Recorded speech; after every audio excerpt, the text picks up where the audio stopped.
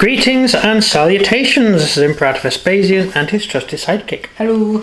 We're taking a look at a new unboxing video of the Ghost Archipelago Tribals from the Ghost Archipelago range from Frostgrave. Oh, Frostgrave. Yeah, Frostgrave do a lot of really weird stuff, and this is one of those things. So these are the guys. They're supposed to be generic weird tribesmen types, which you can more or less use for anything. We don't play Ghost Archipelago, so we're just using the figures for Call of Cthulhu, because it seemed like a good idea. These are the tribals. Oh, quite tribally, yeah. We wanted them to use as Zulu cultist tribesmen. We'll dig them out. That's the box. Hang on, if I adjust this we can have a look down. I'll put a sheet of paper down. We can have a look at the tribesmen themselves. These are the guys. They're pretty... There's not much in the way of poses. Yeah, standard. Yeah, they're a bit like Perry sort of figures. There's sort of, you got a guy sort of leaning forward, another guy leaning forward at the other side, and the other three are kind of standing. So nothing particular about them. Weapon-wise, we have bows, a blowpipe, lots of stone weapons, some African-esque shields. Yeah. They're not really South American type shields. No.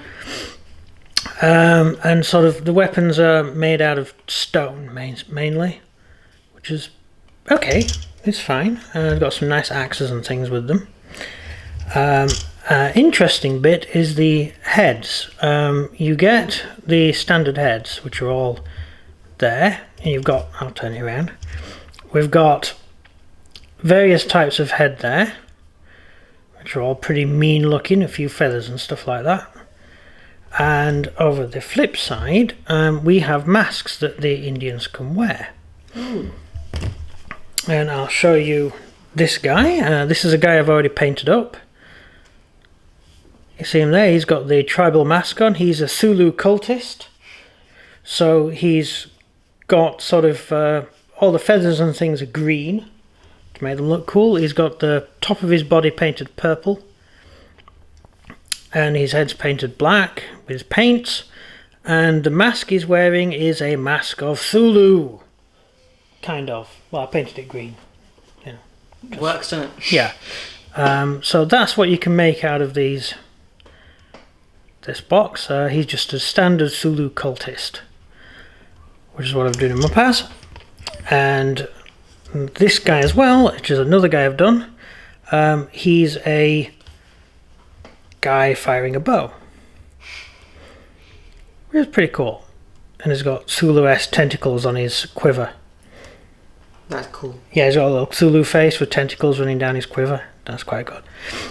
So these are Indians. We're using them for both the South Sea Islands in our campaign and for the South America, or southern part of America, not South America, southern part.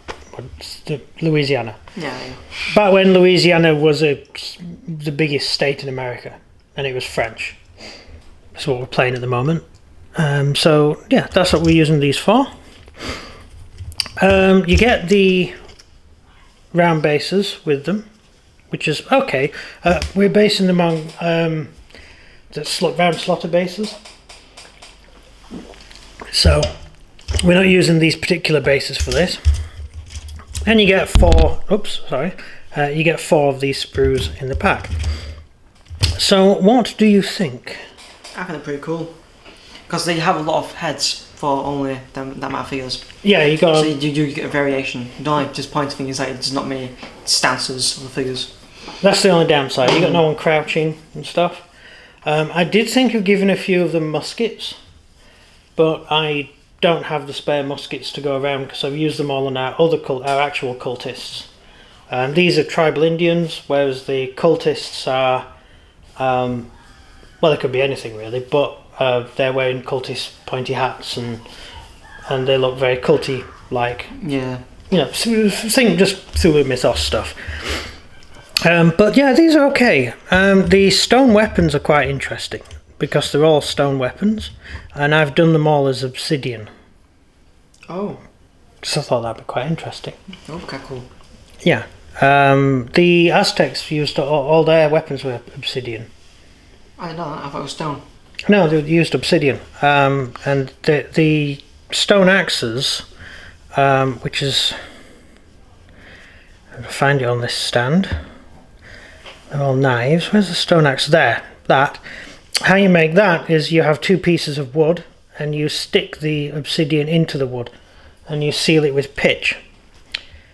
And you get pitch from tree bark. Isn't it tree bark? You get pitch. You smoke wood and the pitch drops out of the wood, and then you cook it until it turns into pitch. Very and then, smart people.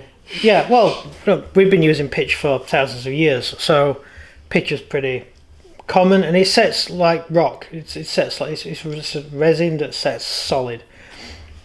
And they found a piece of pitch which someone must have been working with thousands of years ago, like caveman times, and they had the guy's thumbprint in it. As he'd been kneading it, he'd left his thumbprint in and then not finished using it, and just left it, and we have this piece of pitch with the guy's thumbprint, which is quite cool. But you never knew he'd be famous. Yeah, now we actually have his thumbprint, so if we ever find a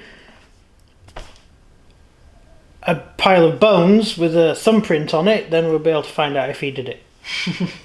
I'm trying to think what use it would be forensically. Yeah. I think slightly too much time's passed. Yeah, but yeah, it's just an interesting thing. So yeah, these are used as, we're using these as Zulu tribal Indians, which is okay. They're supposed to be as generic as possible because we want to use them in various periods. Hence one of the reasons I didn't really want to give them muskets, because if you give them muskets, they're stuck in the musket era, and a lot of Zulu stuff does not take place in musket era, whereas we've got all our musket stuff. So I'm going to have to come up with some more cultists to use rifles with, so. But that's there, and so yeah, they're okay. I should guess you could use these as more or less anything. The one downside is the back isn't. The back doesn't have back muscles on and stuff. It has this weird brass sort of thing on the back, which is to protect you from being hit. Like chainmail. Yeah, it's more like fish armor or scale armor, which is okay, and it's good because it does bring them slightly more into the modern era, because these guys aren't. They have contact with the outside world, like the South Sea Islanders. The Marsh family made regular trips out there and traded with goods for knowledge and stuff. So, yeah. So, yeah, that's what we've done with them. I just thought it was an interesting colour scheme as well, using the purple on top. Yeah, it's not used. Yeah, well, I know the Huron Indians had red and black, and I didn't want to do them red because that's what the Huron did. And if I wanted Hurons, I'd just buy a box of Hurons and paint them up as Hurons. I don't want them as Hurons. I want them as sort of generic Zulu characters to play. So that's what I went for. Yeah, I just thought it would be fun. What about you? What do you think? I think they're great. Yeah. The flesh tones, I used tanned flesh, which is a darker flesh than normal, because I didn't want them to be Caucasian. But also the flesh tones, it could actually be war paint that's painted on as well. So they could technically be any colour, really. So that's another thing I had to think about when I was doing it. That bone dust on his face. The white paint you have on their faces. Yeah, those figures there have got white paint on the faces. Is it bone dust?